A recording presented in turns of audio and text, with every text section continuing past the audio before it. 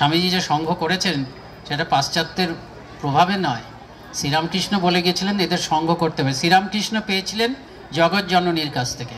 উনি আমি পেয়েছি আমি বলছি এটা তো বলতেন না, উনি বলতেন জগৎ জননী আমাকে বলে দিয়েছে যে আমার মধ্যে যে উদার ভাবগুলো প্রচারিত হয়েছে সেইভাবে একটা নতুন সম্প্রদায় তৈরি করতে হবে। সেটাই হচ্ছে পরবর্তীকালে রামকৃষ্ণ মঠ ও মিশন।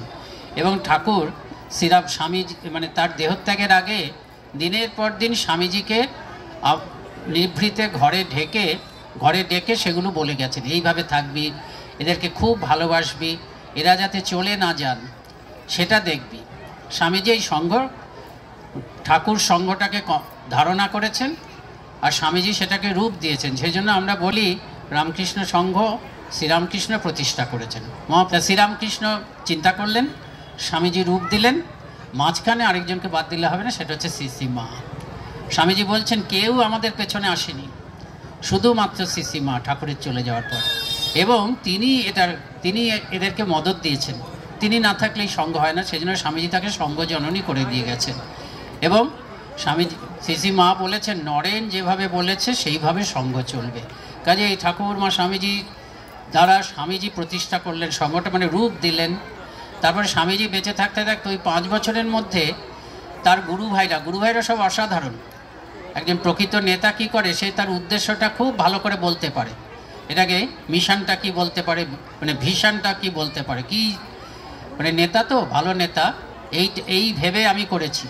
স্বামীজি সেই ধারণাটা পেয়েছিলেন শ্রীরামকৃষ্ণের কাছ থেকে। তিনি সেটাকে একেবারে ওই ব্রহ্মানন্দ শারদানন্দ তার যে গুরু ভাই তাদের মধ্যে ঢুকিয়ে দিলেন। শুধু তাই নয়, তাদেরকে বলে গেলেন যে কিভাবে কি করতে হবে। শুধু তাই নয়, তিনি আবার একটা নিয়মাবলী করে দিয়ে গেলেন, একদম 4-5 থেকে 8 ঘাট বেঁধে এই নিয়মাবলী অনুযায়ী আমাদের মঠ মিশনের সাধু ব্রহ্মচারীরা চলবে। এবং এই সবকে ভিত্তি করে রাজা মহারাজ মানে স্বামী ব্রহ্মানন্দ, স্বামী শারদানন্দ, স্বামী প্রেমানন্দ, স্বামী শিবানন্দ এরা মিলে একটা ছাঁচ তৈরি করলেন। এবং এই ধারায় চলছে রামকৃষ্ণ মিশন 125-127 ধরে রামকৃষ্ণ সংঘ। এবং এই রামকৃষ্ণ এই যে ছাঁচটা বললেন, রাজা মহারাজের পরিচালিত কথা যে আমরা ছাঁচ তৈরি করে দিয়ে গেলাম, তোরা দাগা বুলিয়ে যা, এইটা যে বললেন এটা শুধু সাধুদের জন্য নয়, এই যে ছাঁচ এবং সব কিছু হচ্ছে সাধু গৃহী সমাজ, আপনারাও এই সংঘের মধ্যে আছেন। সেই ছাঁচটা অনুযায়ী আমরা জীবনযাপন করছি।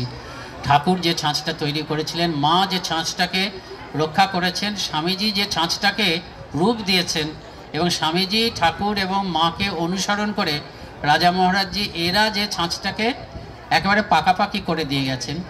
এবং তারা চলে যাওয়ার পরে তাদেরই হাতে যারা তৈরি হয়েছেন বিরজানন্দজি এরা করেছেন, সেই ধারায় চলছি।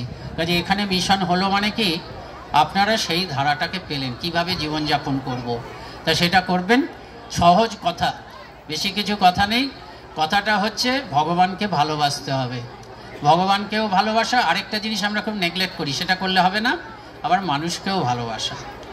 সেই জন্য ভালো মানুষ হতে হবে, ভগবানকে ধরে ভালো মানুষ হতে হবে, সবার সঙ্গে ভালো ব্যবহার করতে হবে, আর সাধ্যমতো অন্যের উপকার করতে হবে।